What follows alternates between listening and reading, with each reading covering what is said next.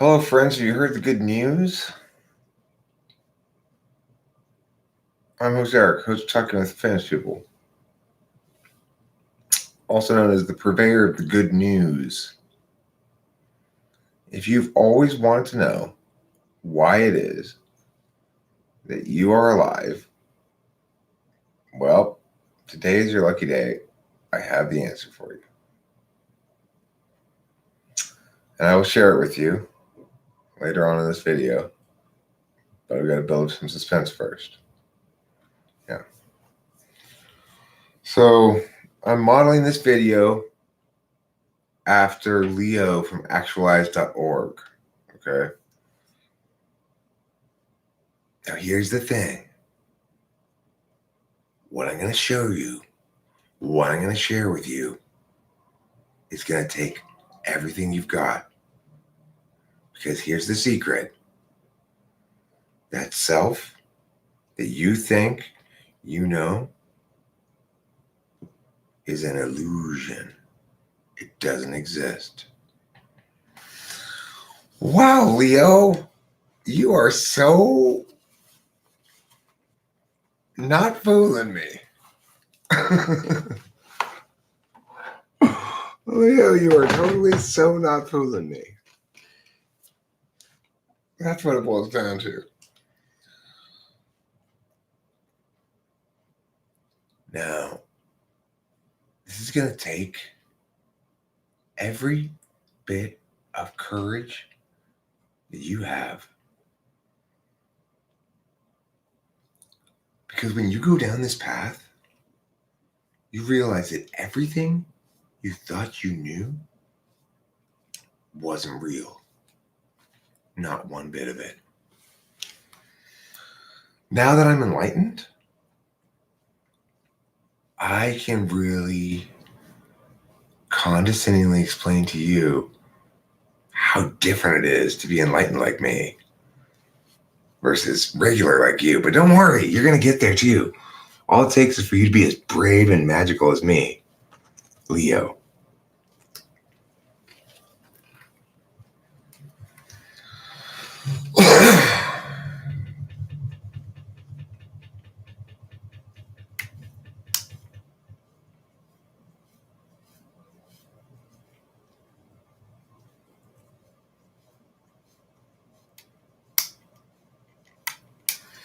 Thanks, Ghostwriter.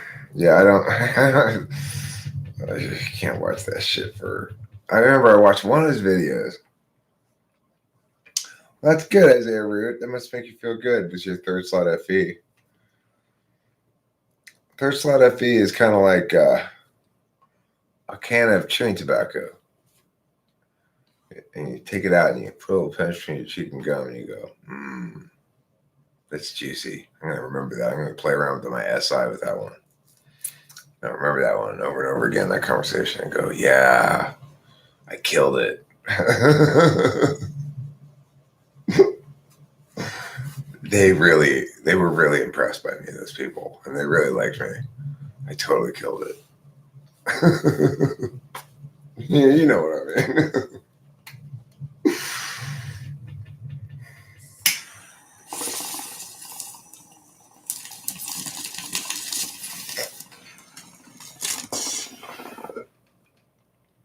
Yeah.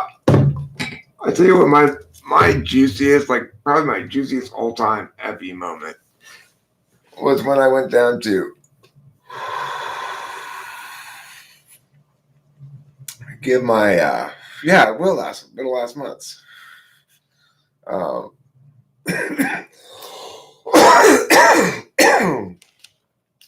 When I went down to talk to the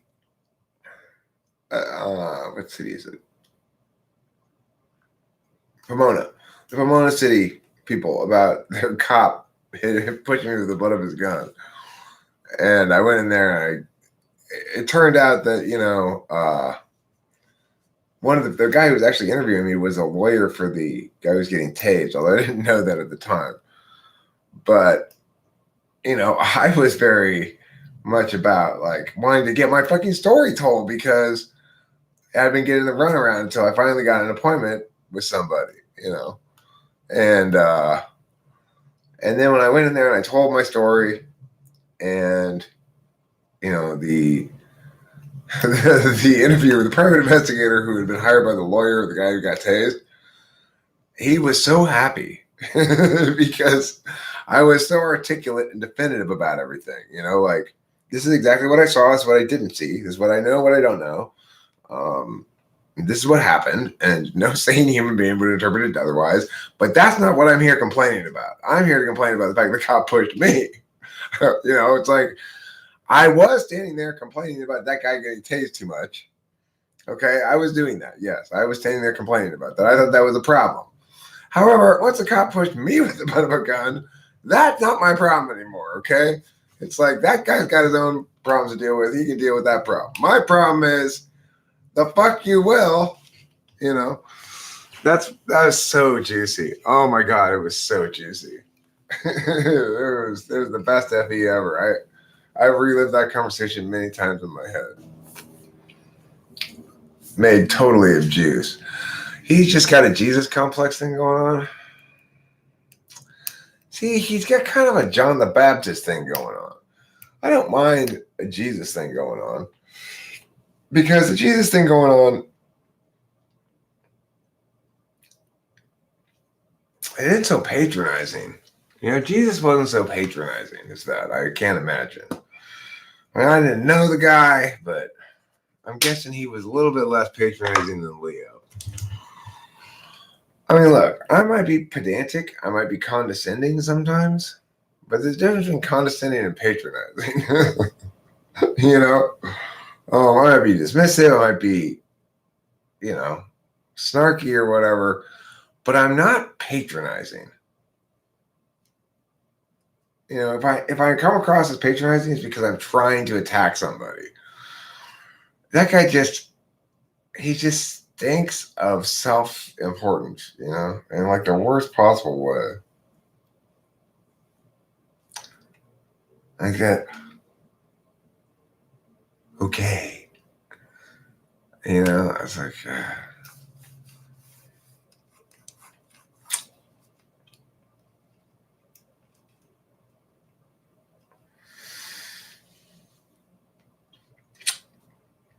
you don't know that, Isaiah. You don't know that. She was gone for a stretch of more than 10 minutes. Anything could happen. It's like, you got to keep in mind, if a woman goes out for an errand, is gone for more than 10 minutes, that's all the time she needs. She could, if she's gone for like 30 minutes, go to the store to get groceries, she could have banged like 4 guys. 2 on the way there and 2 on the way back. And they're broke up, Ghost Rider. Yo, yo, yo, Nicolay Shea. What's going on? Hey, hey, hey. What happened was Isaiah said, listen, Rachella, you can take your Pittsburgh and shove it up your ass. And Rachella's like, oh, yeah, you better go back to Memphis, boy. He's like, I am going back to Memphis. She's like, you better. And he's like, I am. She's like, are you better? And that's what happened. They're just like that. Ghost Rider, I do not understand what the ability to acquire seafood had to do with Isaiah's dating life.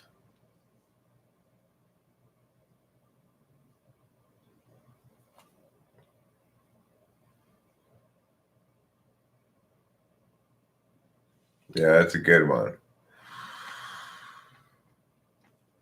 I'm going to bring over a new person I met online. Air yam. An air yam is a sweet potato that's grown in a hydroponics environment where it's just misted each day with plant nutrition and water for the most delicate of yam flavors.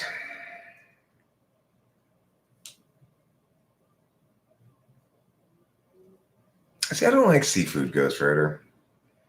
I'm just not a seafood aficionado. I found bacon. You can really tell a lot about a person by how they crack a crab open. I get crab shell all in my crab meat. What does that tell you about me? That I'm a bad crab cracker? I'm a crappy crab cracker. Arium.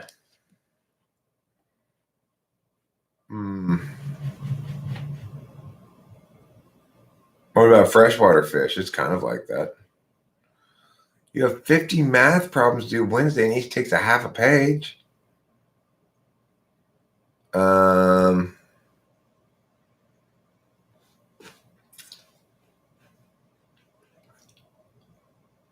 Yeah, you can always say no, thank you.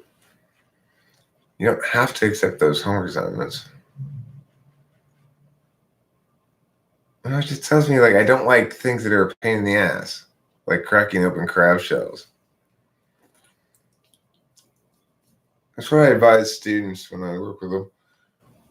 What you should do when your teacher assigns homework is you should, when they say come to collect it, you should give them homework too. And then you collect it from them too. Oh, you want me to do odds on page 34? Okay. I'd like you to read the first 3 chapters of Moby Dick.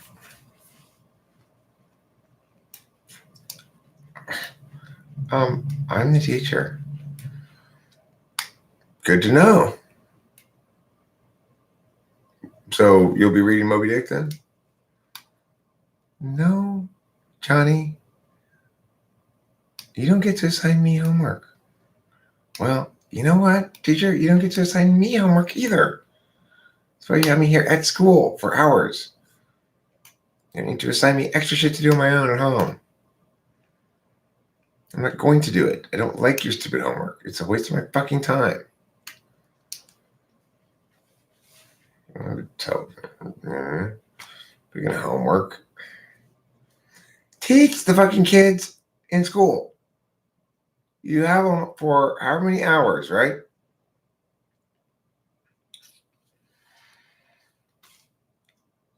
It's like, okay, you got me 5 hours a week in class. You're supposed to be teaching me math. Why am I supposed to teach it to myself at home? You have 5 fucking hours to teach it. Teach the fucking thing.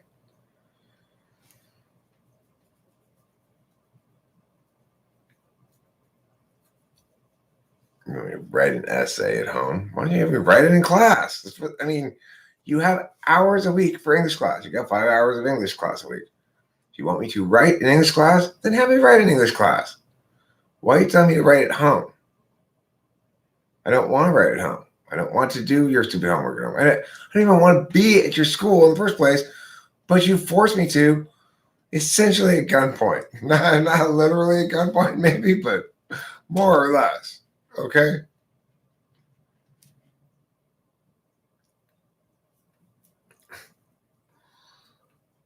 Look, the fact is, this whole schools thing you guys got set up here is all fucked up. All right, so I'm just not going to be part of most of it. For example, for most classes, for some classes, whether or not you get a good grade depends on if the teacher likes you. For some classes, whether or not you get a good grade depends on if you do the work like the teacher wants you to do it. In some classes, if to get a good grade, you got to get the answers right. Some classes, to get a good grade, you got to show your work. It's like, give me a fucking break. Can somebody ever figure out what the purpose of all this shit is?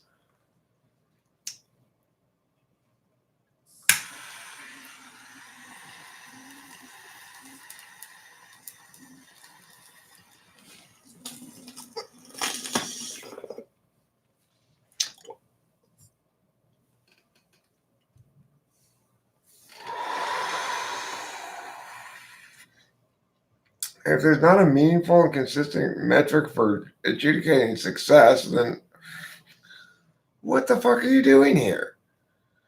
You're like, well,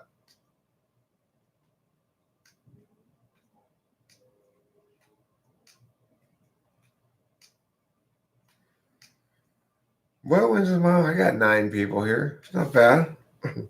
It's not bad for a channel that only has 60 some subscribers.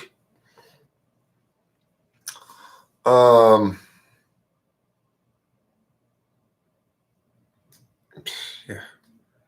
Just write no. I'll take whatever they gave me. They asked for explanations. I mean, this is the thing. It's like when I was in high school, I didn't have the access to the internet and I hadn't learned enough. I didn't have a voice like mine preaching the truth. If I had, I would have fucking seized the frame better. Instead, I just was kind of like,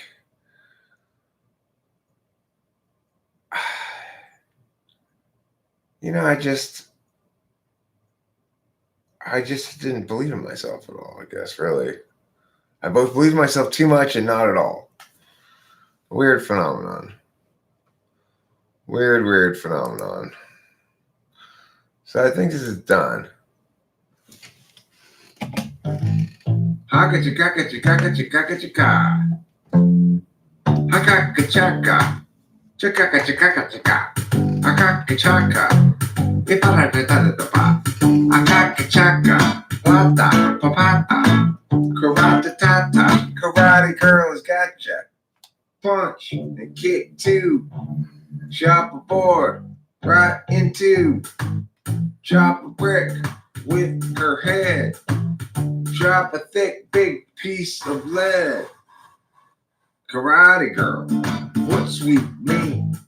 Knock me to the mat. Take me down. Pin me. Stab me in the nose.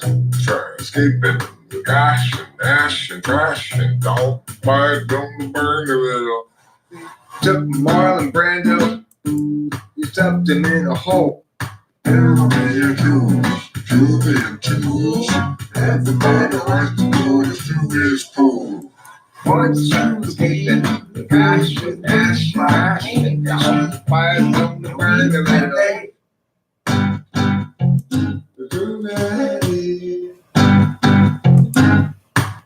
Karate girl, what sweet mean? Knock me to the mat. Akaka chaka, pata, papata, karate tata, karate girl is where it's at.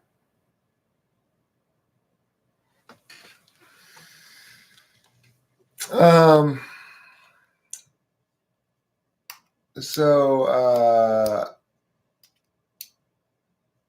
you didn't really harsh on Mellow. It takes a little bit more harshing than that to harsh on Mellow.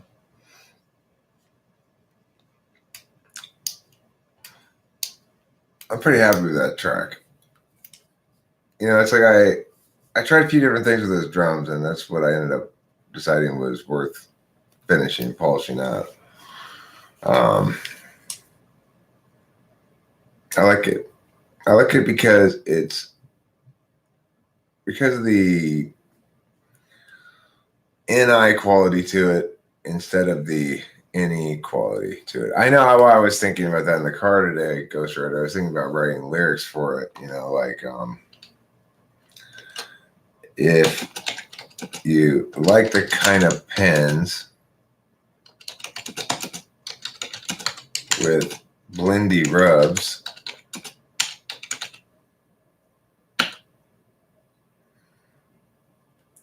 if every day's a day for sending hugs,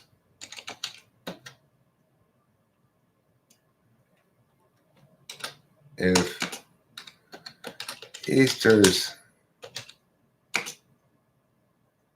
bunny baskets always full of drugs, then you're in store for more of the Mindy Club.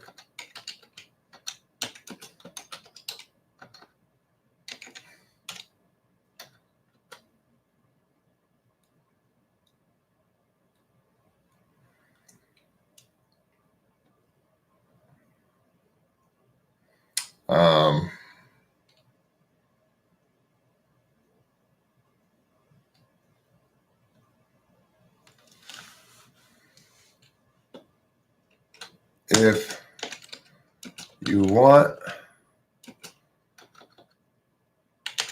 a limber dog, get a bendy pug.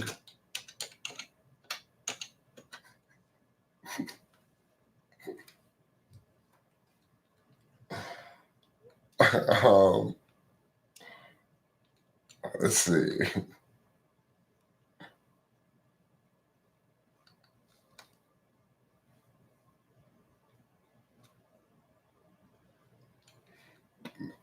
Put some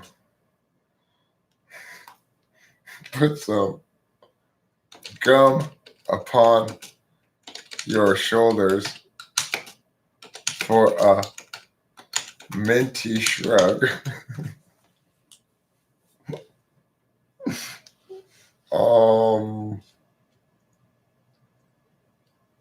Let's see. I need one more and then the main line again.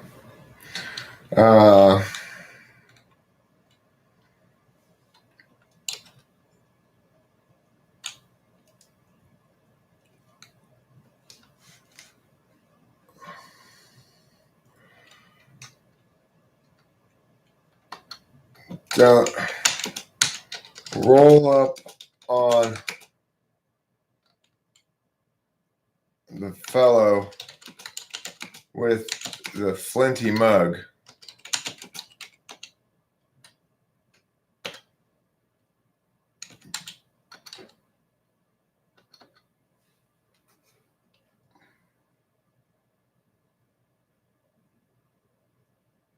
Because you're in store for more of the Mendy Club.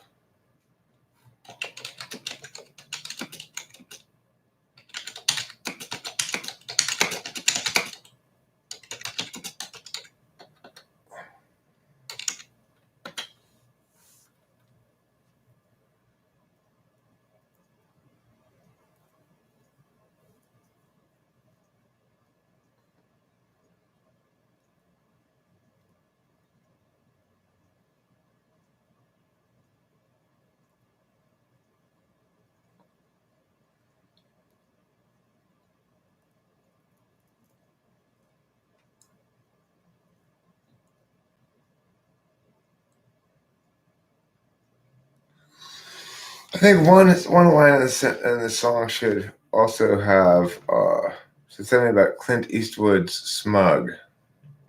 It's a possible rhyme as well. It doesn't really rhyme with the Mendy Club, but close. Clint Eastwood's smug. Click clack. Click clack indeed. If you want to click, then you better clack. If you want to clack, then you better smack. If you want to smack, then you better have an attack. So the thing is, if you happen to see the earlier version, you may have been already introduced to the new members of the Mendy Club show. We've got 4 new participants in the show. We've got Alan / what's it called? The Spectre is what he calls himself, but his name's Alan. No, Clint Eastwood's smug. It's apostrophe S, meaning is, not possessive. So anyway, among the new people, there's Alan, who calls himself Spectre. He's in episode 2, which I plan to be making relatively soon. Maybe tonight, who knows? This is Alan. No, I didn't. What's your joke about Alan? Maybe I'll incorporate it into the episode of the Mendy Club. Can you repeat it for me? Don't forget to repeat your jokes forever. If you want to be a special kind of love. And tomorrow's not ever gonna close enough for never. If nothing ever weather been this fast. Okay.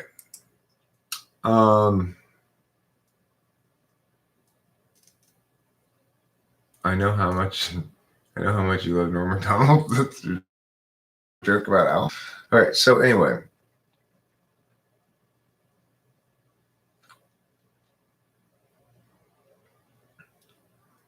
Hi, you can call me Spectre. I battle against evil. Hi, Alan. It's Spectre. Please go by Spectre. Okay, Spectre.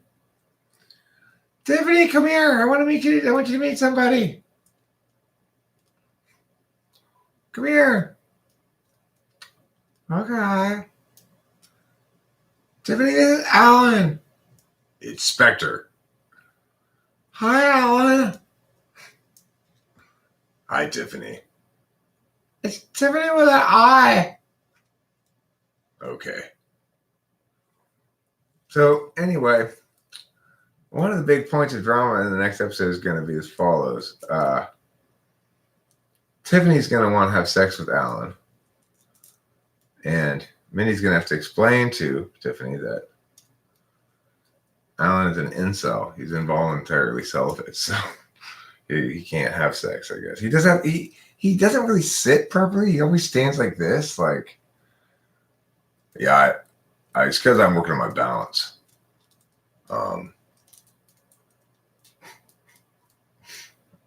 Yeah, somebody heard me a long time ago. Yeah, I did get bullied. I did get bullied a little bit. I'm not going to lie. That's now, nobody bullies me now. Look how badass I am. I've got this headband starched so it stays permanently in this position. All right. Look, I'm a man going my own way, all right? I'm Spectre. Back when I was a cuck, I went by my cuck name of Alan. But since I joined MGTOW and I've become an incel, I go by Spectre. Oh. That's the thing Tiffany says. Oh, Spectre, do you fight crime? Well, I haven't fought any crime yet, but I do, yeah. I'm going to soon. As soon as I see a crime, I'm on it. I am on it.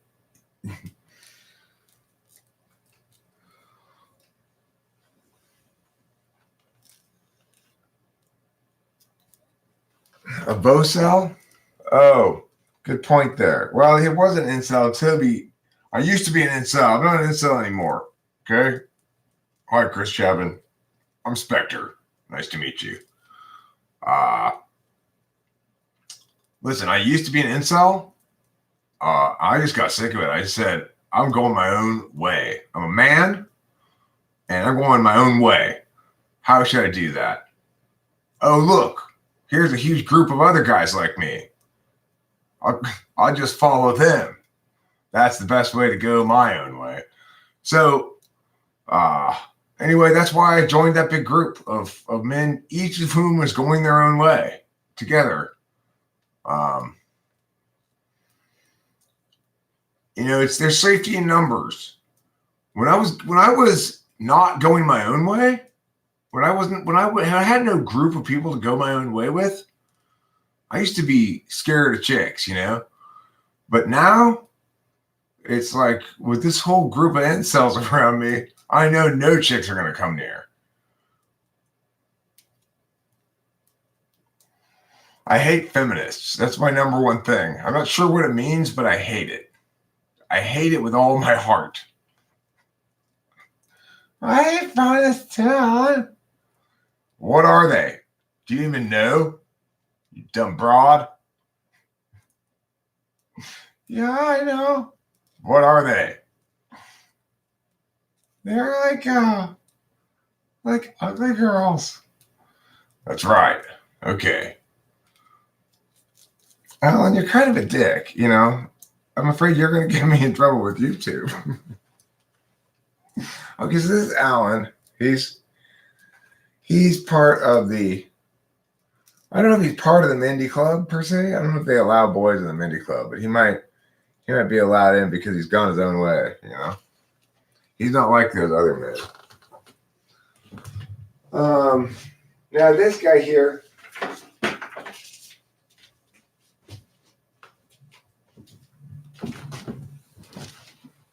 is Manford. He came like this. As you can see, he's got a great vest on.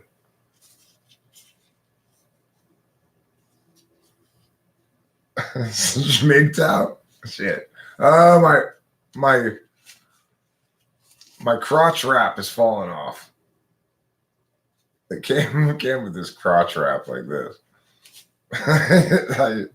It's about how you get a bag of toys at the thrift store for $4. Let's put your crotch wrap back on. There we go. Don't worry, I'm covered up, ladies. Don't worry. I got my vest and my crotch wrap. All right. Okay, let's see. What's this guy's name? Manford. That's right. His name's Manford Chang. He's hey ladies. Hey. Me, Manford. Manford Chang. Chang? Your last name's Chang? Yeah. You don't look Chinese. Well, you know how like in the South there was like Robert E. Lee was like a general, but like nowadays like most Lees are Chinese. Yeah. Same thing with the Changs. There was some Changs, white Changs back in the day, and they were also Civil War generals. I never heard of them. Well, yeah. We were very successful is the problem. We kept losing all the battles. So, anywho, yeah, I'm one of those rare white Changs. Incidentally and interestingly, my middle name is Juan. Also unusual for a non-ethnic person like myself. But I don't know. You can tell I wear my diversity in my clothes. You can see this. This is a Guatemalan poncho, I think. I got him from the swap meet. That was, not a swap meet. What do they call the crafts market? That's what it is. I think he said it was Guatemalan. I don't know. Alan, were you there with me? I just met you, huh? I don't even know. Okay, Manford. So, how did you end up here at the Mini Club's party tonight? Yeah, I was like over there across the street, and I saw this naked chick out on the porch here. So I came over here and she went inside, so I just came on inside, and it was Tiffany. Hi, it was me. Yeah, she's really nice. I like you, Manford. Yeah, I know. I tried to figure out where her clothes were. Like, didn't you have any clothes on? And yeah.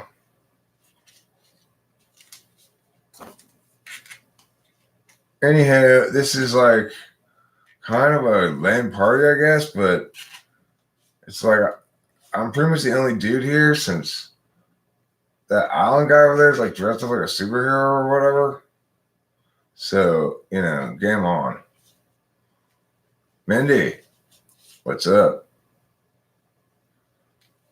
Hey, Carly, how you doing? It's me, Manford. Yeah, you call me man. It's fine. You can call me Ford too if you want. A lot of my friends call me Ford. Yeah. You can call me Chang. You can call me Changer. You can call me Changs. Call me Ching Chang or Chew. That's fine. Ching Chang or Ding Dong. That's right. You're going to see my Ding Dong tonight, baby. That's right. Don't call me Manford the Man, Stan, Chan, Chang, Chang for nothing.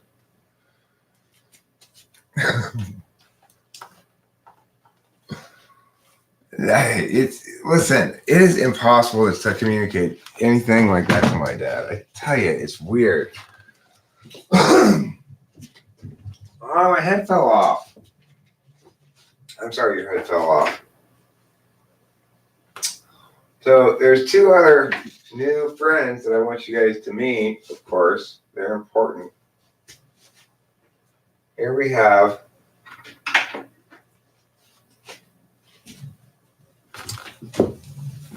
okay. This is Sunny Funshine. Now, if you're an old time familiar with the channel, you already know the story of Sunny Funshine. But she happens to be a college freshman at Western Southeastern University. With the motto of which is Western State, Southern Pride, Eastern Flair. That's their motto. Western State, Southern Pride, Eastern Flair. West Southeastern State. So anyway, this is Sunny Funshine. Now, the reason her name is Sunny Funshine, of course, is because when she was born, her mother had her own dream, never came true because Sunny's father impregnated her, but to be a weather girl. And she wanted her daughter to be a weather girl. So she named Sunny Funshine here Sunny. But of course, before she did that, she compelled her husband to change his last name to Funshine, which he did because he wasn't really attached to his old last name anyway, which was Hergers. So a very great last name. So I don't have any superpowers, okay? My name's Sunny Funshine. I know everybody tells me I need to be a weather girl because I got such a great weather girl name, but I don't know. I've tried to be a weather girl now for quite some time. I can't get an audition. They tell me I'm just not a very good weather girl, I guess. I can't tell a cumulus from a rock formation. They're indistinguishable to me. No. My name is not Funny Sunshine, okay? My name is Sunny Funshine. All right, get it right. Now listen, I went and I applied at the post office for a job. I said, hello, I'd like to apply for the post office for a job. Please be a mail carrier. And they said, okay, here's your application. What's your name? I said, it's Sunny. So okay, write it down there. And what's your last name? And I said, it's Funshine. And they took my application and they tore it to pieces. They said, what are you doing applying here? You obviously need to be a weather girl. And I broke down and cried. I did. I said, I have gone to so many places trying to get a job. Everybody tells me the same goddamn thing. And the person took pity on me. And the lady, she said, well, honey, sweetie, have you tried going by your middle name? My middle name, I said. My middle name is meteorologist. I'm Sunny Meteorologist Funshine. Do you see the position my parents put me in?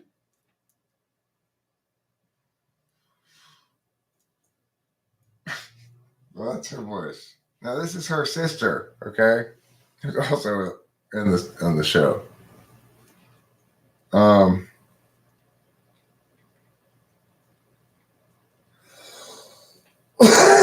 This is Tennis Funshine. Tennis Funshine, her parents really wanted her to be a tennis player. However, her dad wanted her to be a tennis player. But here's the thing.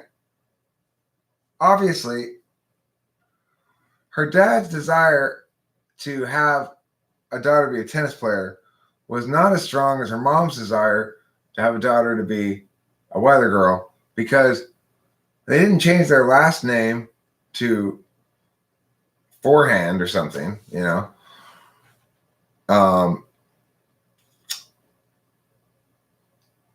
So anyway, the thing is, here's what they didn't expect, but this is what they got.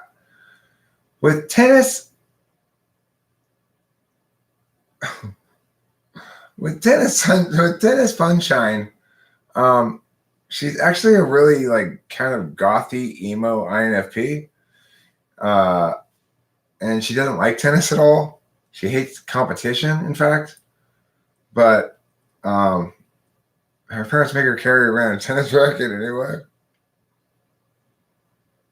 She just mostly says snarky things about it. Like really obvious sarcasm, mostly like, I know. Why don't we go play some tennis? That'd be fun.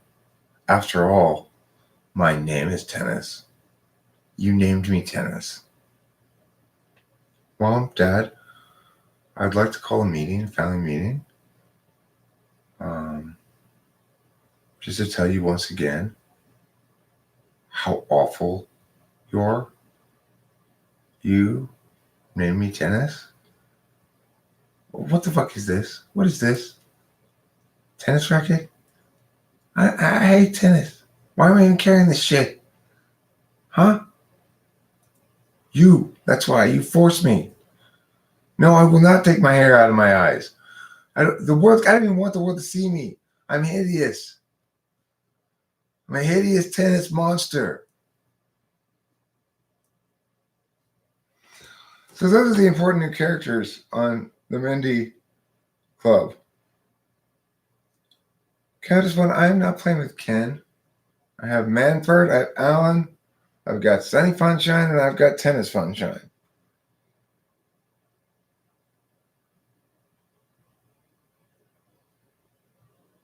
These are my friends, okay? These are my other friends. You guys can't be jealous. Just because I have other friends here in person.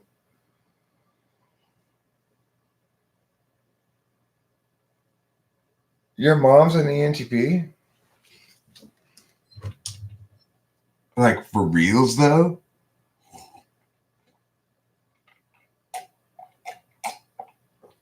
Well,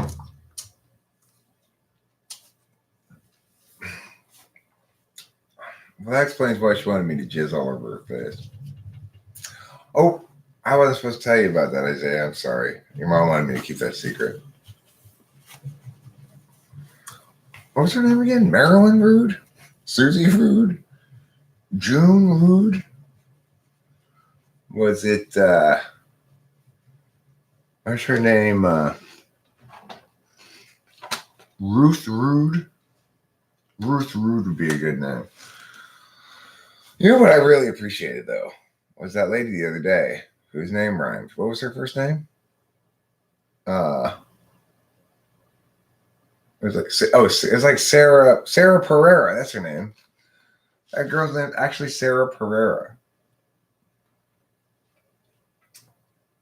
And that's her married name, right? She met her husband when she was single, and he's like, hey, my name's Greg Pereira. She's like, hi, I'm Sarah. Hey, Hambone.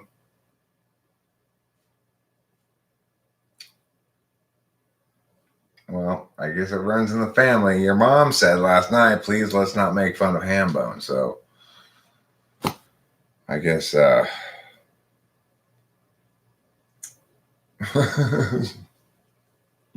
you got a point there, Hambone. You got a point there, HB.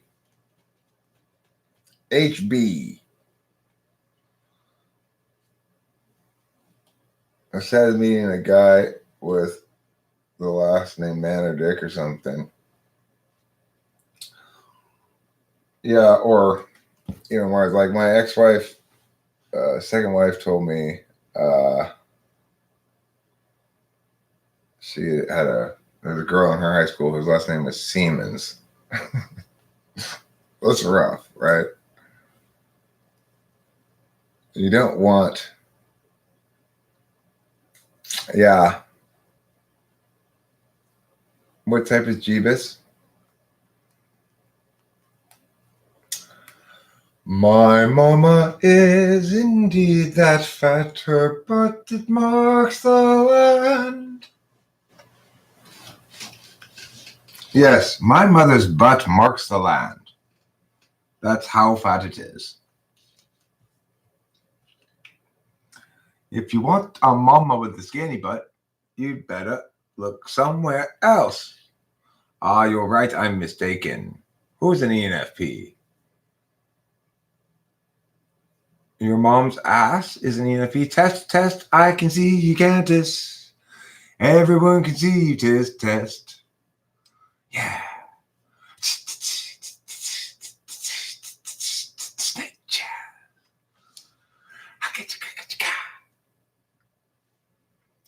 Twas the night before Christmas, though? Twas not twas. Twas.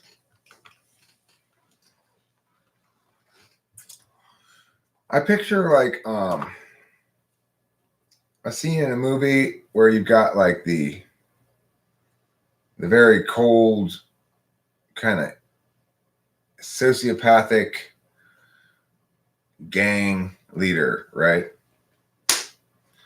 And he's standing there and he's caught somebody who's like betrayed him in the underworld.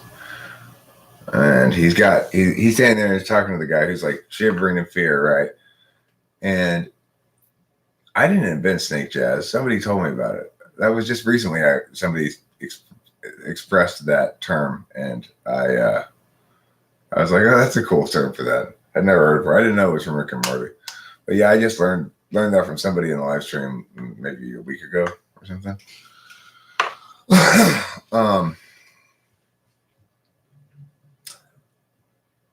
So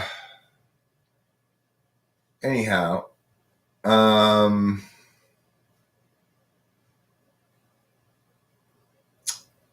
Eric, what are you screaming at me for? What was I talking about? Oh, twas, right. So picturing this scene, right? You got the classic movie gangsters. Like one of them is like the Samuel L. Jackson kind of, I'll walk through the valley of the death kind of characters. You know, that's like the leader guy. The other guy's the muscle, the big burly guy behind him. And I picture the head gangster guy go, was it not arrangement? Bruce, or whatever his name is, like Tiny, that Mr. Johnson here would pay us back on the 14th? And Tiny goes, twas. And did we ever say he could pay us back later than that? Twas no. Yeah. It's a good idea. Twas. You know, making twas have street legitimacy is a noble goal.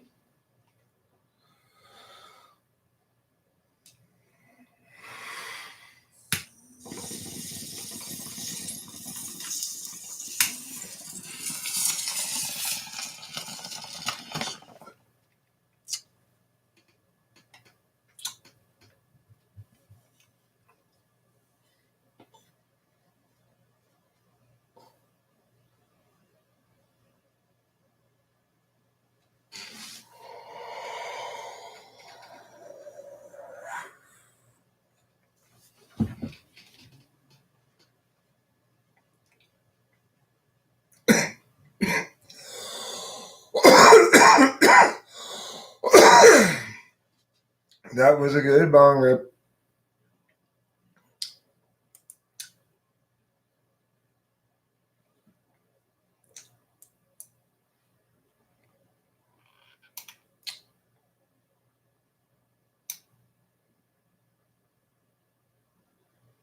I've got a lot of things I need to do.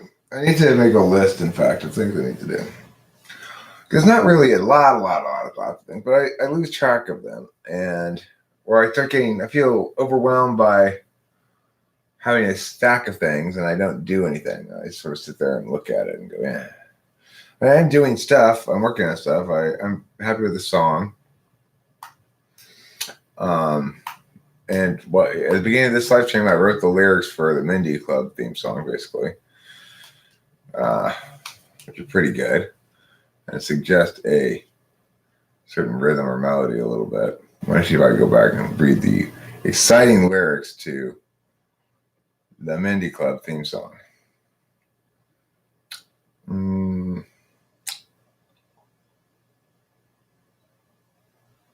Here we go.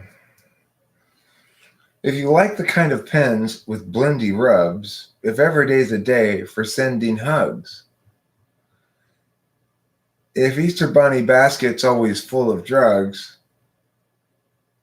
then you're in store for more of the Mindy Club. If you want a limber dog, get a bendy pug. Put some gum upon your shoulder for a minty shrug. Don't roll upon the fellow with the flinty mug, 'cause you're in store for more of the Mindy Club. Those are the lyrics. Pretty good, huh? Eric, you ever oh yeah. You can't talk to my dad about shit, basically. He's not a listener. He's a talker. There's a big trip coming up.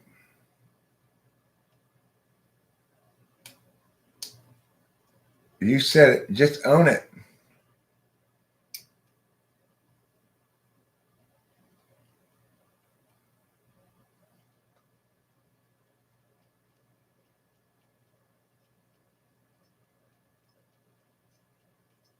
Good night, Ghost. I got. Oh, but still, I think they did it after you because Rachel was here at the time.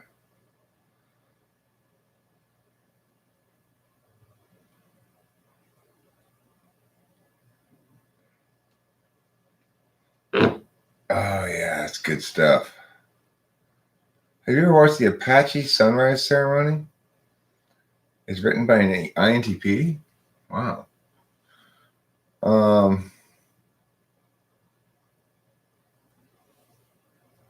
Donna, who's Donna? I don't have Donna. I've got Tennis and Sunny Funshine.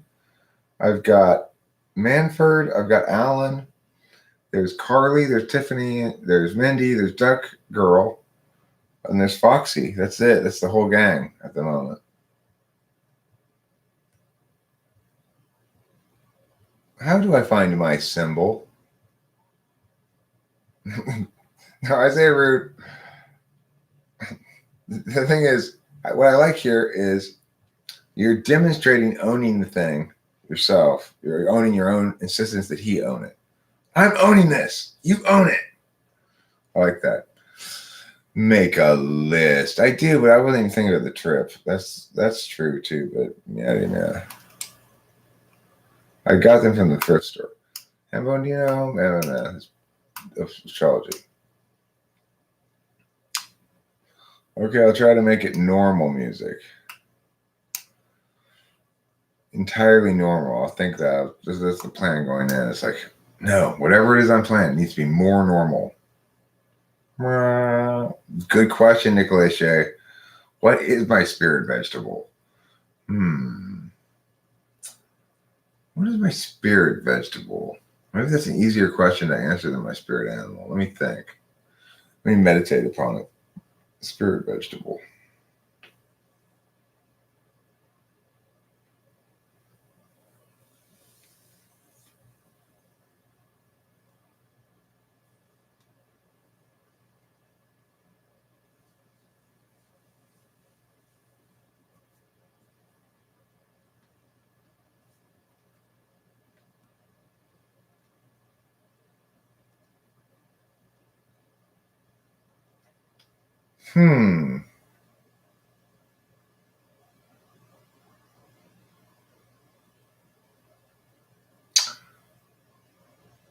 I think my spirit vegetable is peas.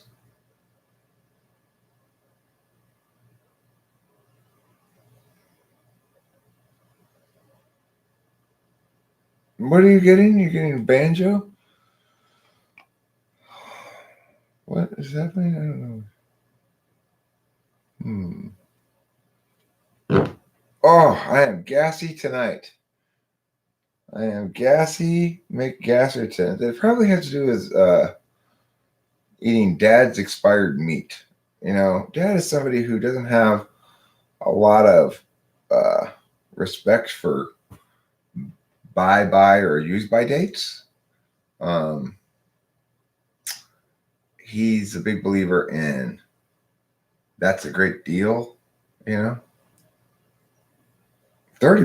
off. Yeah, it is 30% off, Ted. Personally, I don't buy expired discount meat. I just don't. I don't know. Maybe there's nothing wrong with it. I'm releasing the discounted meat. I'm doing it on my butt cheeks. The important thing is that I get to share it with you.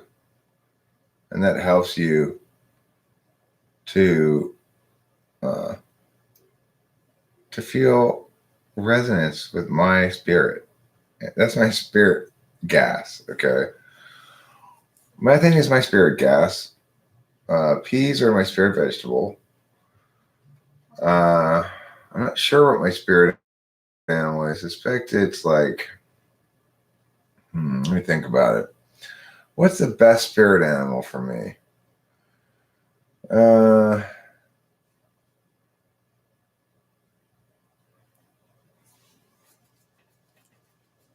I would say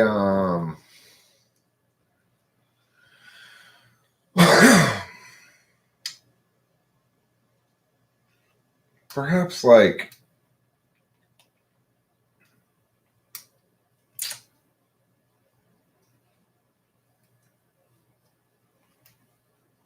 I would guess I'm kind of like an alpaca. I think I'm an alpaca. An alpaca or maybe a llama. Right, it's gonna get in your head. You're gonna have a psychosomatic thing like this doesn't taste right. I ate it anyway, but I ate two of the. It's like I had enough of it.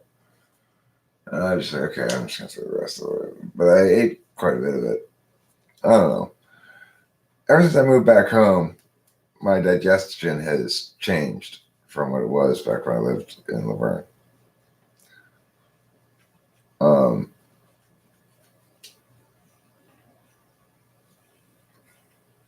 Creepy guy at the bar.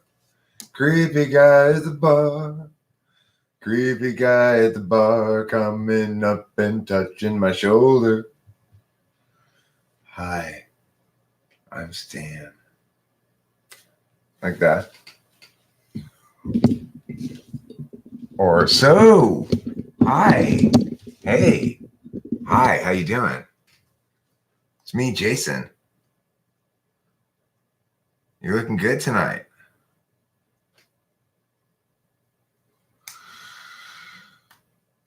Scheduled tomorrow at 5 p.m., huh? 5 p.m. whose time? My time, 5 p.m.? What's that the Super Bowl on? I ain't streaming when Super Bowl is dreaming unless it's a blowout game. What time is Super Bowl on? Los Angeles time, please. Boom, boom, boom, boom, boom, boom. I didn't say where, Hambone. I said what time. What time doesn't even sound like where at all. I don't know how you got those two words confused.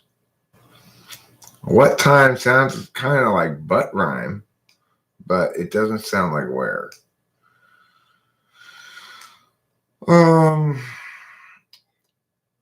So you're saying that 5 p.m. is the same 3:30?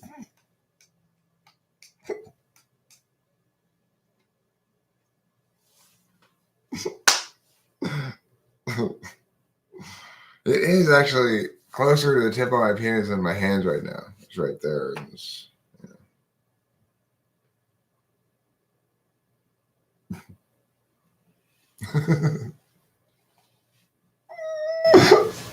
That's funny stuff, Hambo. That's good stuff. That's a winning proposition. Okay, so we're talking about. Oh, right. I was going to tell you all about how to get enlightened and reach nirvana slash actualization. Really being real. Okay, so okay, are you ready? Are you ready?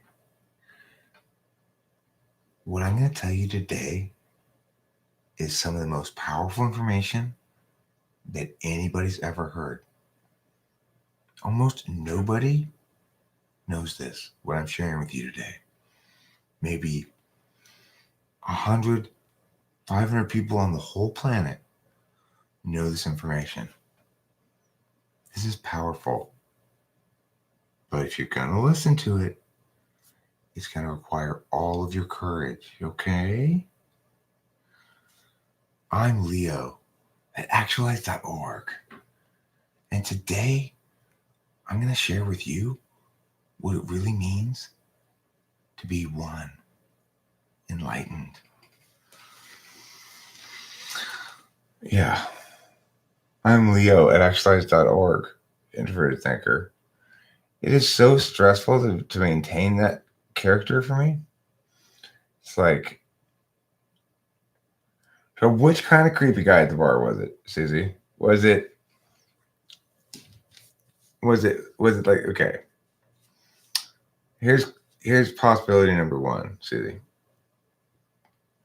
Oh, hey there. Hi, I'm Jason. How are you? You're looking good tonight. You want me to buy you a drink? Have a seat. Hey, let me touch your shoulder a little bit. Oh, I like that. I like that shoulder touching, huh? Was it like that guy or rapey vibes? Like, I said I want to buy you a drink. Like that kind of rapey vibes? Or like, I want to buy you a drink?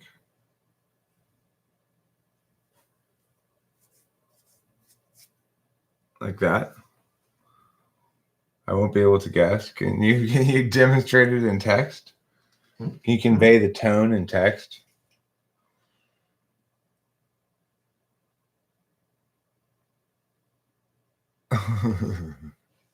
Why don't you look over there? I just want to take a sip of your drink. Oh, it's in the video. Is it scheduled or something? What time is it scheduled for? Are you a scheduler? A scheduler?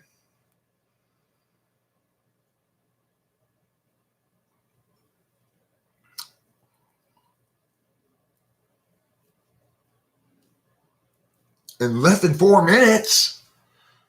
All right. How long is the video?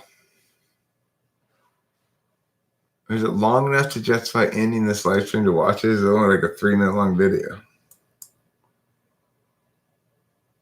Let me find it. Let me find your mother's face amongst the faces I have seen. Everybody's mother's face indeed. The introverted thinker.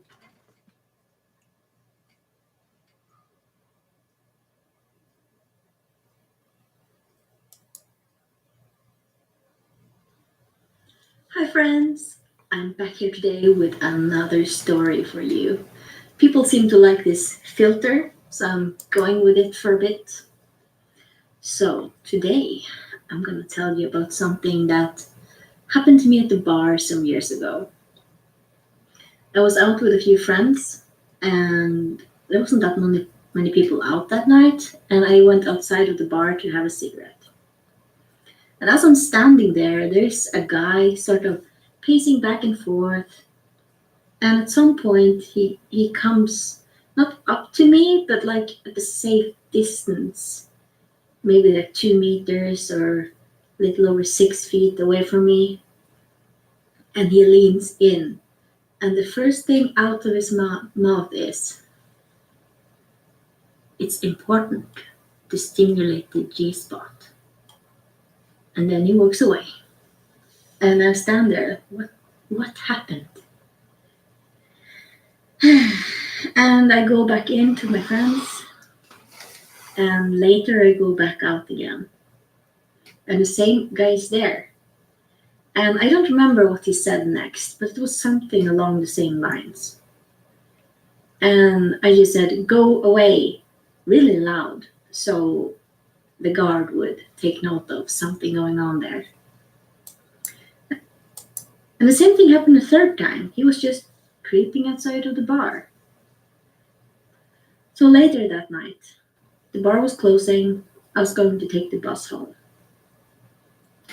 And you guess who was in line for the same bus all of a sudden? So I've never seen him before, and I lived at the last stop before the turning point. And as we were passing the last couple of stops, he was still there. And maybe one or two other people who went off before my stop because I lived at the last stop with housing. The last turning point, there was nothing there. And I was just staring at him. He was standing. He wasn't sitting down. He was just standing and occasionally checking if I was there. So in my bag, I had a battery. It was like a vape battery. I think it's called 1850, like this big, quite heavy. So I had that in my hand. And I was just staring at him, like letting him know that I had seen him. And he was like looking away. And when we came to the stop, as I got off, I just stared at him like, yeah, I know you're there. He didn't follow me. He went to the turning point and went back, thankfully. So, That's kind of scary. That's pretty scary.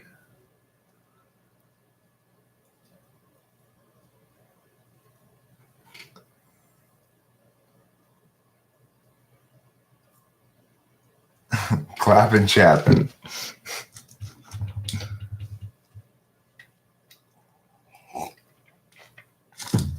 Sorry, Susie. I just sounded interesting. Oh yeah, sorry. It was interesting. It totally kept my attention the whole time. Scary. I can't see. That's something that chicks.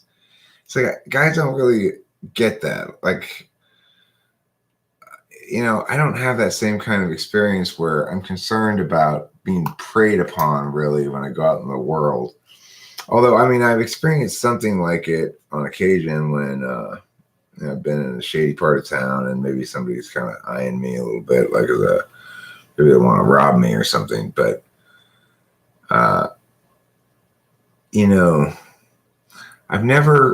I've never had the feeling, never once in my life, that somebody wanted to rape me. Like when I go outside of a club and somebody's pacing around out there, it never crosses my mind that maybe they want to rape me. In fact, if there were like 100 people there and I knew they wanted to rape somebody, I still would be quite sure it wasn't me. So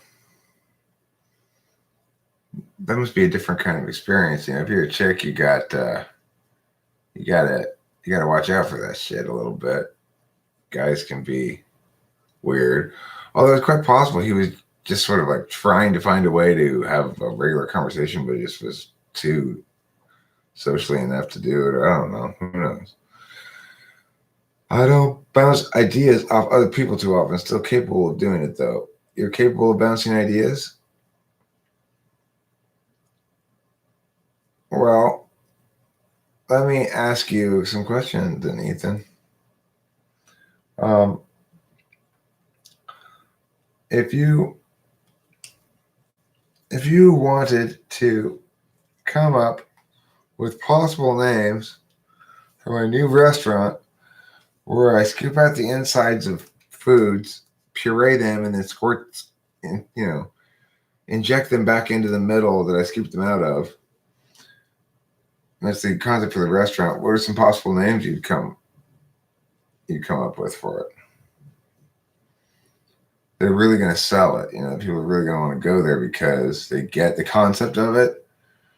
The concept being say you have a round loaf of bread. You scoop out the middle of the bread, you puree it, and then you squirt the pureed bread back into the middle. You do that with every kind of food. Makes it fancy. So, the first thing that really launched the company was their classic Thanksgiving masterpiece, turkey stuffed turkey, which was they pureed some of the turkey and squirted it into the inside of the turkey and then cooked it that way. So you go ahead. Mushy middle munchies. I like it. It's a little too juvenile, I think. We want to make sure that we get across the gourmet quality here. I mean, okay, well, look, here's what I'm thinking. We'll have a chain or a sister chain that's just for kids, like Gap Kids versus regular Gap, for example. And the restaurant's kid one can be called Mushy Middle Munchies, the triple M.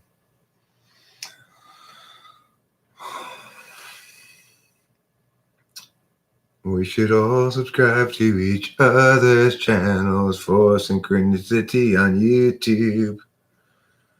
Okay. Put them in place, regurgitate, inside out. Put them in place, regurgitate. I like regurgitate. That's great, Ethan. That's a great one. Funnel bread. Like funnel spread, But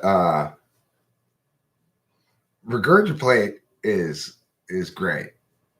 But the thing is, I really think I actually had the name for it before you're not nice to be. I had the name for it before I even asked the question, which is, I think I'm going to call it the scoop and put.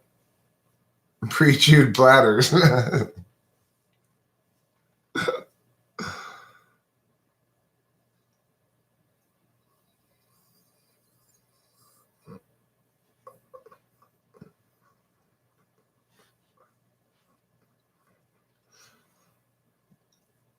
Regurgitate. I'm talking. Do you know that here in Tennessee we play cornhole? I am familiar with what that is. You throw a bag into a hole, right? I did not know that you played it there, but it doesn't surprise me exactly. Deviled dinner, right? Okay, deviled dinner is possibly the other name for it. Deviled dinner. Everything is made deviled. That's the best way to put it. It's deviled. We scoop out the middle, we smush it up, and we put it back in the middle. Isaiah Root says he kicks ass at cornhole, Winston's mom. So, if you're thinking that you and your family are the cornhole wizards, you have some competition now from the Rudes. You're going to have an old-fashioned Tennessee family feud at cornhole. It'll be the Rudes versus the Winston moms. Wearable juicy foods?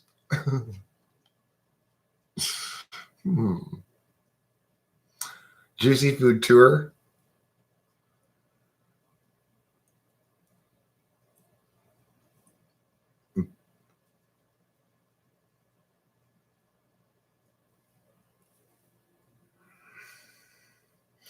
See, of all the ways you can say that sentence, the way you said it, Isaiah Root, only makes a little bit more sense. You could say, I kick corn at asshole.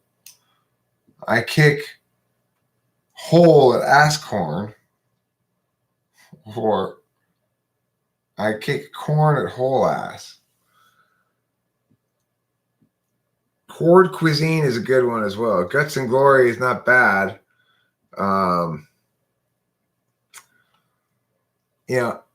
deviled dinner, though. I want bacon, not diner, but deviled dinner. The farm deviled dinner. The devilishly good farm to table chord cuisine. See, we can have chord cuisine in the like tagline of it, right?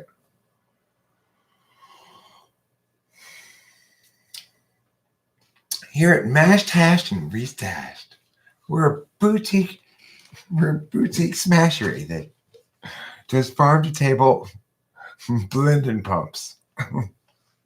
Yeah, I really like the name, the scoop and put. With a thought in front of it, you know. Oh, let's go down to the scoop and put. Doesn't that sound like a place you go?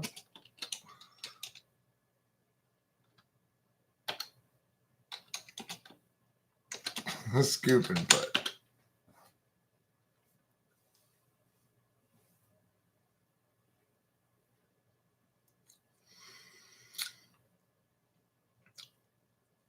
The stir and purr.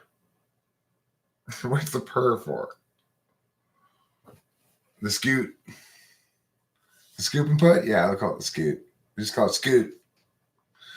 Now, here's the thing. I've got a great idea for deviled martinis, okay? So what you do is you make a martini, and then you freeze it solid in dry ice. You're going to need some very cold because alcohol is hard to freeze it, you know? Then you take it out. You take the middle out of it. You melt it. And then you inject it back into the middle of the ice cube. And you put that in the glass. It's just so fancy. It's very fancy. You're going to have to just take my word for it. Scoop and put sounds like something very limp. Scoop and put sounds limp. If I bring my cat, I'm not bringing my cat to the restaurant. It'd be a health code violation. Hash and crash. Deviled coconuts. Well, they are now. Thank you for the recommendation, Nicolay Shea. Good point. The thing is, of course, here's the challenge. Unlike an egg, a coconut doesn't have any yolk in the middle. It's just emptiness in the middle of it. So I'm not sure what you're going to scoop and put. I guess what you do is you open up multiple coconuts, right? And you scoop and put enough coconut from the other coconuts to fill up the other coconut. You see where I'm going with that? I think you do. Yeah. And then what you do is you deep fry. Okay. Here's the thing. I want to make a double coconut that is also deep fried so successfully that the nested coconuts.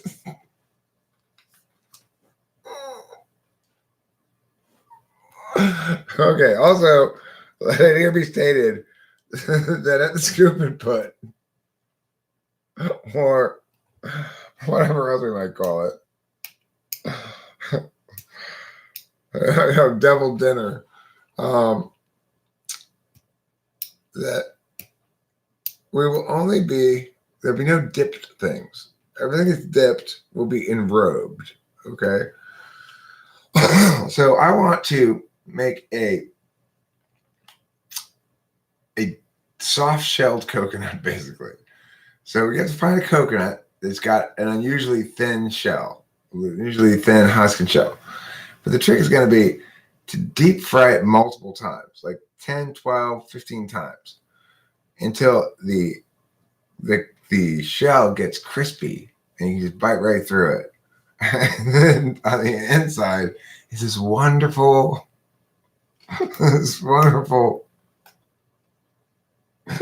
pudding of scoops. Injectable coconut goo, right? It's been deep fried within the bowels of the coconut itself.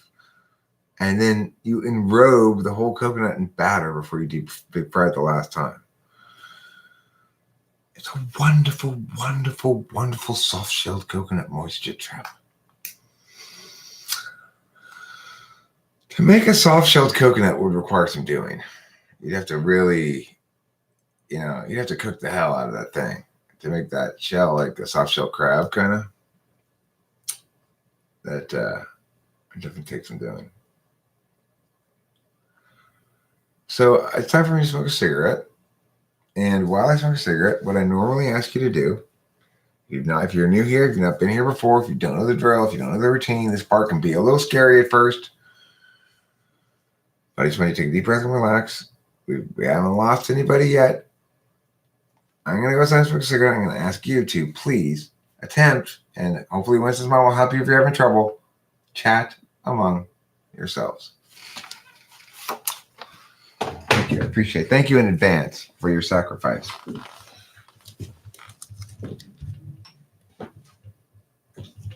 Whoa. I took a couple of Myas. Tylenol PMs. I'm feeling a little bit sleepy.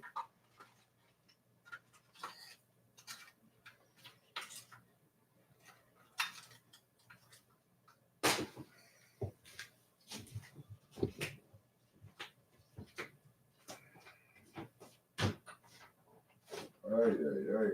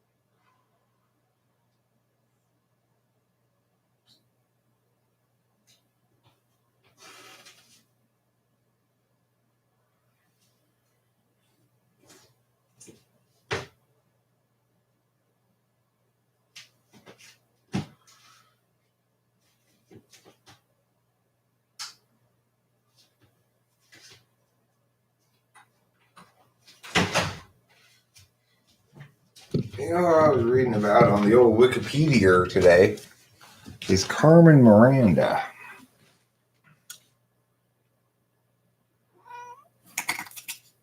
What's this strange sound, kitty? Oh, beautiful. On a hero's journey, one must make a sacrifice, huh? You know what's interesting, Susie, is a coconut is not a nut. You know what it is? That's right. It's a seed. You know why? Because a palm tree is not a tree. You know what it is? That's right. It's a grass. It's a big grass. It's a seed. It's not even a fruit. It's an inside-out fruit, Susie. Think about it.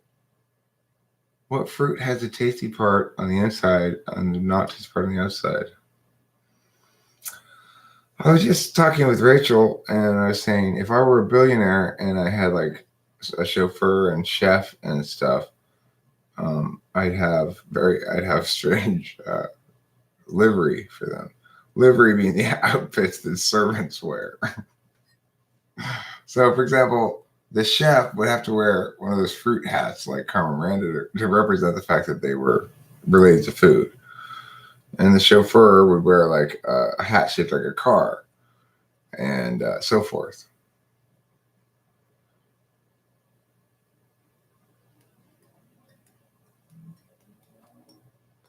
Yeah, I already talked with Rachel about how when we go to um,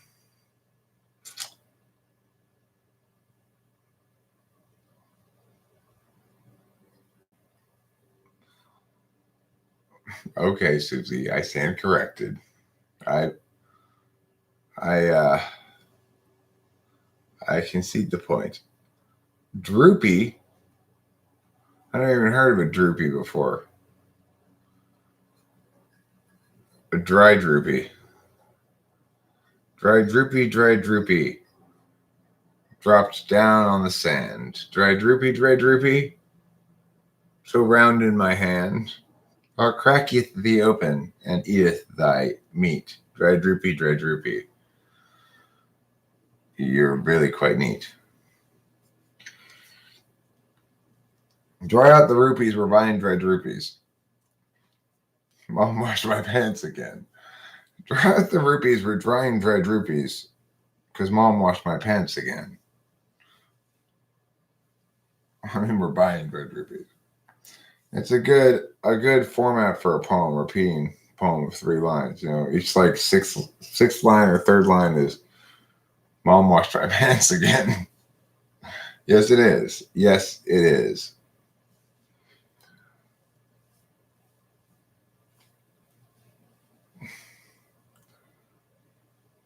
That gathering's groupie, and my eyes are droopy. Mom washed my pants again. I miss laundry days when children in school. I made out their ways with lunch money. And yawn tawdry ways when building a pool were said out of hate and ignominy. Ignominy. Ignominy. Man, how do you say that word? Ignominy? Ignominy? Ignominy? I don't even know how to say that word. Drinketh the milk of thy droop, at least if thy droopy be dry. Is it droop or droopy? Can somebody spell it phonetically for me? My fingers are broken. Yes, drinketh the milk of my droopy, provided my droopy is dry. Well, if not, then my droopy is no droopy, of which I would drink. Not I. It's a great beginning of a poem. When yon nether regions go unwashed, and laundry is too moist for the cheese, then wrong's western legions are soon marched, and a quandary, why poison the bees?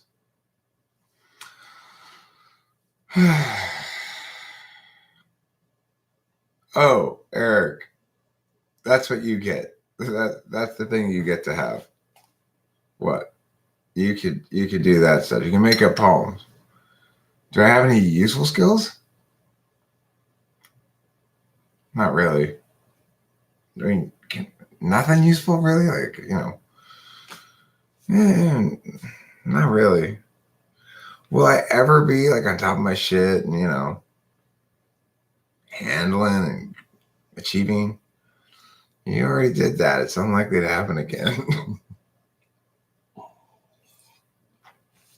Who I got for the Super Bowl? I'll take KC. I'll give the points. I think Casey's going to win by a couple touchdowns at least. Western Union called ... semaphore ... the Duke. Oh, droop is pronounced like stoop. Why not what? Why won't I ever get my shit all the way together like that? I don't know. Just sort of a joke. I'm trying to get it together right now as best I can. I'm not doing a very good job of it. Yeah. Nice use of fly, Ethan. I think totally appropriate. I wouldn't want to bring back fly for something that didn't deserve it, but Kansas City's football team this year is pretty fly for a football team. Hambo says it'll be closer than that.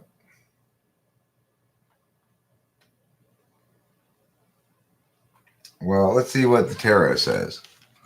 I'm going to pull a card for each team. We'll see who wins. We'll do best 2 out of 3. Yeah, there is, Susie. I don't mean to manifest negative stuff like that. Sometimes I just feel frustrated with myself. I'm not very good at managing my time. All right, Kansas City. Ooh, that's not a good card for Kansas City. But remember, it's best 2 out of 3. That's the 8 of Swords for Kansas City. Now,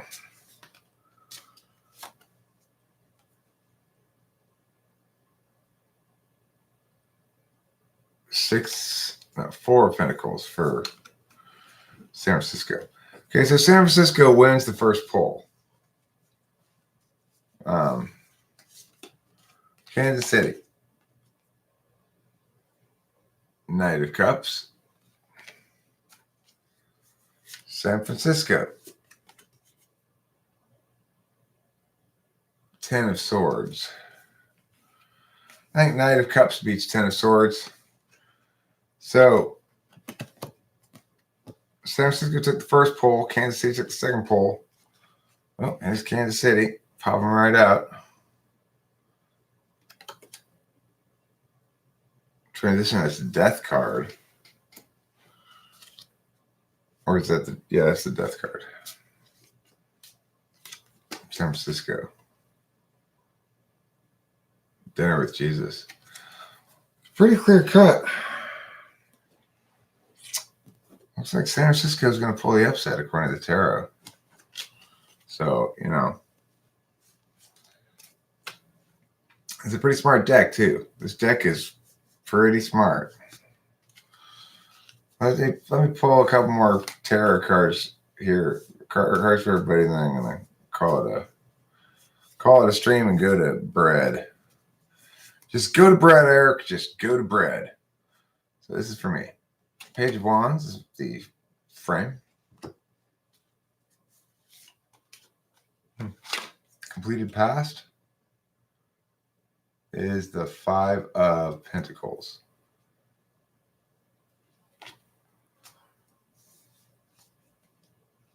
Present.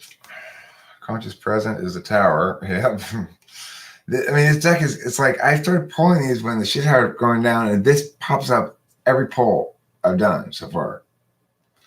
Right in the middle, it's the present. It is. It's the Tower moment for me. It's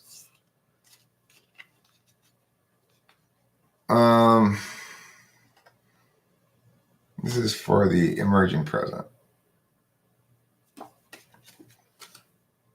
8 of Wands. I have to look these ones up on my little chart. And the foundation.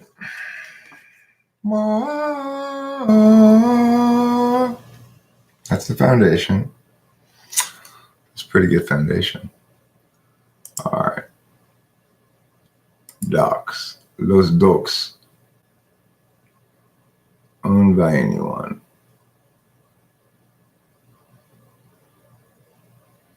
Tarot guide.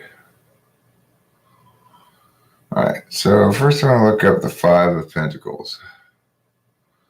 Temporary financial hardship, feeling the world's against you, negative change circumstances. That's behind me. Page of Wands.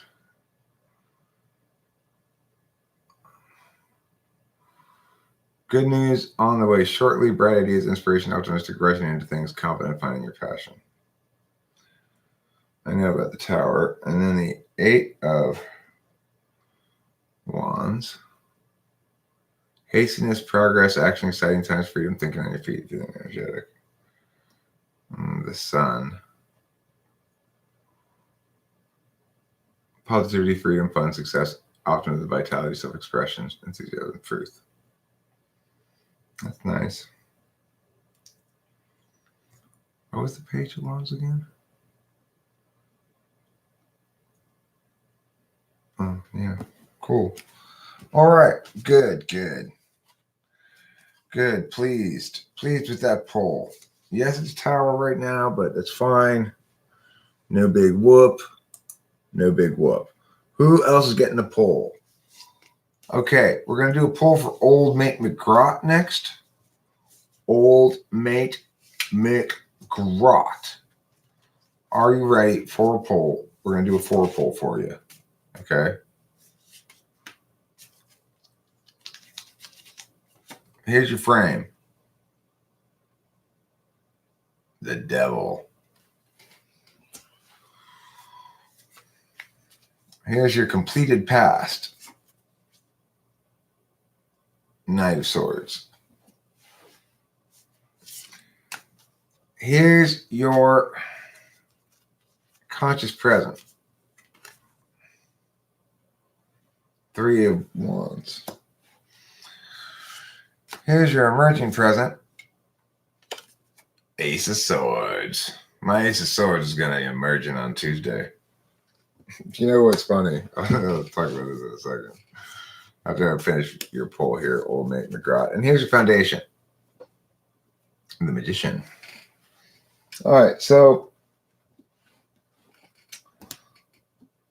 the Devil means wrong path.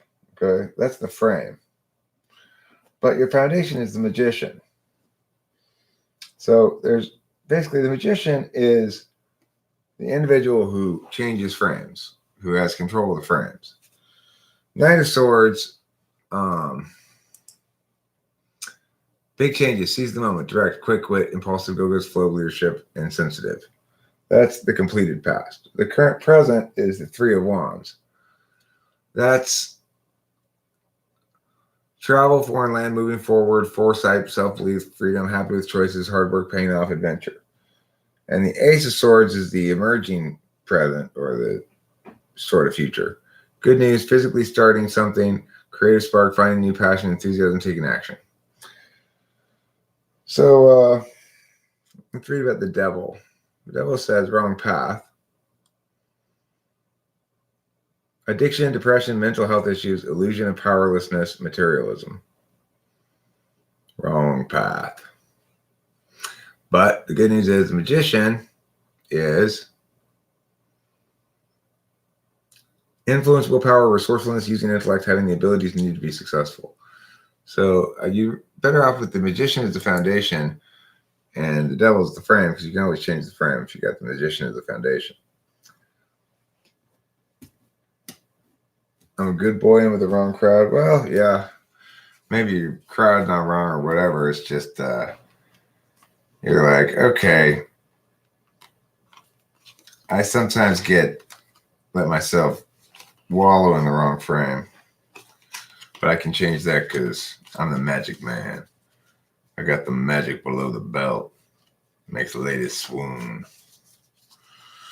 So one thing that Rachel told me earlier was that her dad told her to tell me not to talk about having sexual intercourse with her when we're in Hawaii because he'll be watching, he doesn't want to hear about it. So of course, I started thinking about thanks, Old Mate McGraw. Much of the brainstorming I do happens internally, and I don't share with people most times. That potentially NI, not NE. I consider it ENTJ, but I don't care to lead people. No, it's NE. It's indicative of the fact that you're not using it directly to get FE. Let's say you're an ESTP or an ENTP. ENTP uses it directly to get FE. ESTP uses it just to enable them to do shit to get FV. It's different.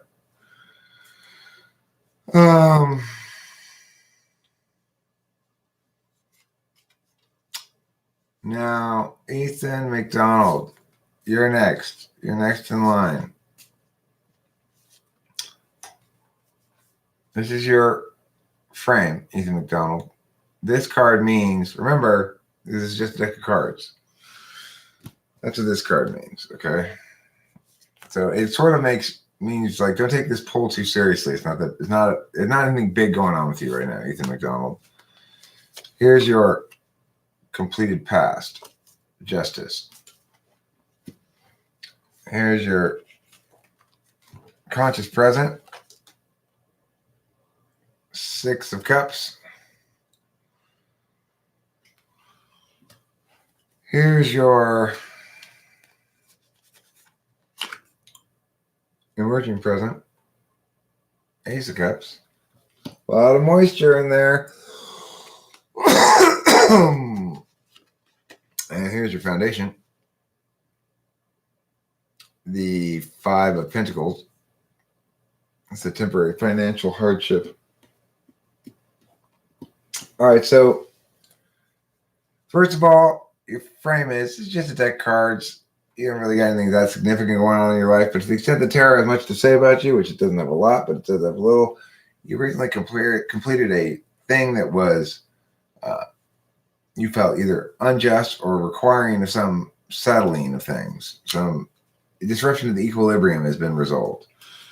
And now, in the present, you're sort of enjoying just being you and doing your thing with your family, possibly your friends or whatever.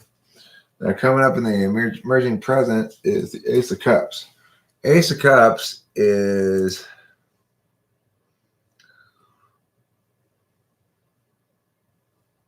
where is it? Right here. New relationships, new beginnings, in love or happiness, socializing. So your social life's really coming together right now, Ethan McDonald. And the foundation of it all, though, temporary financial hardship. It'll pass. Thanks, Winston's mom. Winston's mom, the next poll is for you. Let's find out what's going on with Winston's mom, Let's find out what the tarot says about Winston's mom. Here's the frame. That one's not the right one. I don't know what it was, but I don't think it was the right one. Got that feeling. This one. This is the frame. Knight of Wands. And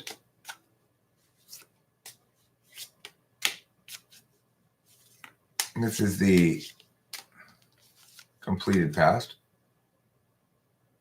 Hanged Man. This is the present, conscious present. Page of Swords. And this is the emerging present. Yes, Chris Chapin, you're next. Emerging present is the 9 of Pentacles. And the old foundation, as they call it in whatever language that is. Ooh. The world. Ooh to the Lizal. Okay, so let me look at what the Page of Swords is and the 9 of Pentacles. I don't know those two. Page of Swords is delayed news. Oh, you got 2 of those guys in here. Okay, delayed news, patience needed, inspiration, ideas, vigilant, fighting injustice, direct, abrasive, mental agility, quick wit. That's the current present for you. You're kind of in a waiting mode. Now, prior to that, what's completed is the ultra waiting mode of Hanged Man. So you've shifted from a hardcore waiting mode to a fighting waiting mode. So you transitioned out of this self-limiting rut, lack of direction. Now you have direction, so you're fighting, but you got a long ways to wait, it seems like. However, the emerging present is the 9 of Pentacles. And that one says independence, financial stability, thriving business, rewards through hard work, contentment, self-discipline. So whatever battle you're fighting with the Page of Swords, you're winning it. got a solid foundation of the world, the whole world. And the frame is the Knight of Wands. Being hasty, open-minded, adventurous, energetic, taking risks, hot-tempered, travel, success. And then the world says, reaping your rewards, completion, fulfillment, sense of belonging, wholeness, travel, achievement. So you're probably generally pretty happy and fulfilled right now, I'd say. Okay.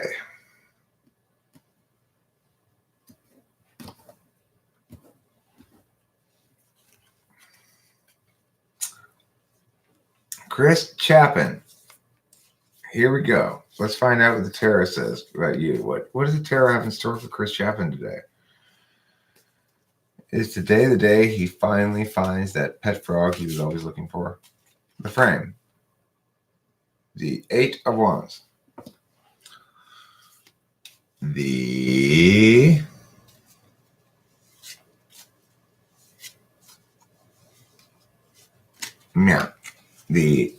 completed past. The star. I'm such a big star, and I only cover one nipple with my schmuck. It's kind of a moo. Okay, that's the completed past. I won't forget about your hand bone. Oh, heavens to Betsy, no. Your present is just a deck of cards. Anytime that appears somewhere in this file, I think, that means this reading is not about anything very serious, probably. And your emerging present. Ooh, that's 9 swords. Looks like you've dropped one in the snow as well. Don't forget about that one. You're going to have to go back and get it. Lastly, we have the foundation. Yeah. Knight of Wands. Okay. So Chris Chapin, 8 of Wands.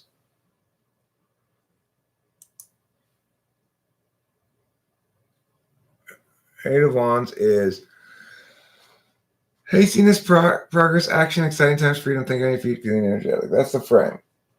So it's like, come on, let's go. We're rocking and rolling. We're moving. We're strolling. Now, your complete past is the star. I think of the star as being a little bit like prima donna-y, but the actual words here are hope, inspiration, contentment, feeling motivated and free, creativity, renewal. Now, the emerging present, though, is the 9 of Swords. That's a little bit of a challenging one, I think. Terror, inability to cope, deep unhappiness, a breaking point, anguish, focusing on the past. But your foundation is a Knight of Wands.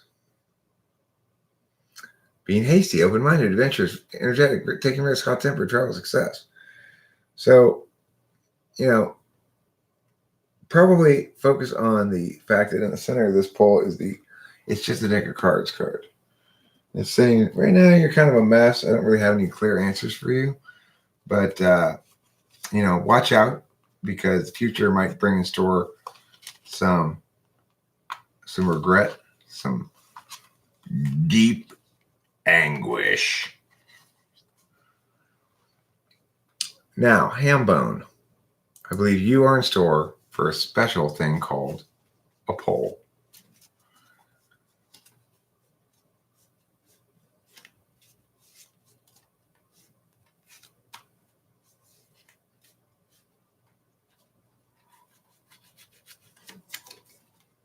Frame. 3 of Wands. Hambone gets 3 wands for a frame. Completed past. 7 of Cups. Yes, I think so. 7 of Cups. Present. The Empress. Ooh. Getting saucy. The emerging present. King of Swords. Yeah, you're looking smug there, buddy. Hey, what's your name, Charlene? Yeah, we're here hugging my sword, doing my thing. Leaning on my sword, playing with my sword. That's what I do.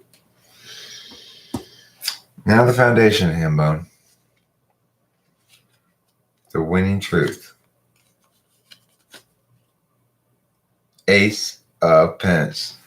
Nice. Okay, let's look at the Three of Wands. What does that one mean?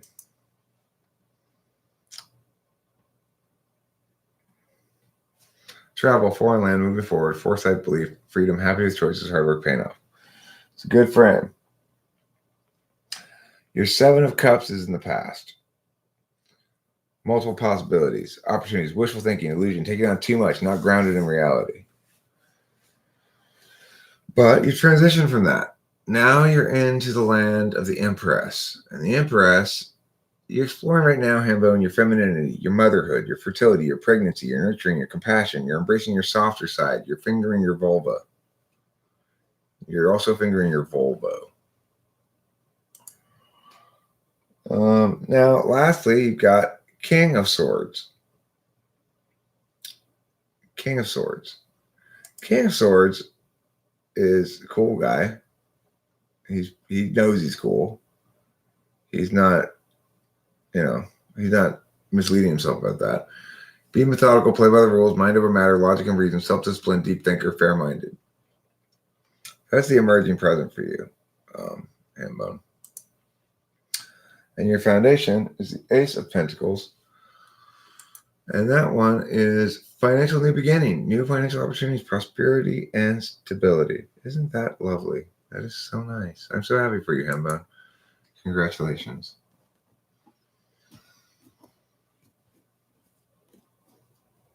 I'm in favor of preserving Native American heritage too. Ethan, when I used to be living back with my tribe, they called me the Scout, Wizard of the Plains.